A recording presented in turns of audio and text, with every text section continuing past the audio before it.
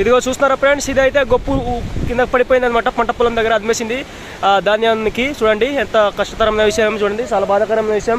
అలానే చూడండి కింద కూడా అవతల పొలం దగ్గర చూడండి, అక్కడ కూడా గొప్పు పోయింది. చూస్తున్నారు కదా, పెద్దగానే పోయింది చూడండి. ఇలాగ చాలానే పంట పొలాలు నాశనం అయిపోయాయి ఫ్రెండ్స్ ఈ గొప్పులు పోవడం వల్ల. చూస్తున్నారా, నా వీడియో ఫుల్ చూడండి, స్కిప్ చేయకండి. ఇటువంటి పంట పొలాలు గొప్పులు పోయిన వీడియోస్ అన్నీ మీకు ఈ వీడియోలో చూపిస్తాను.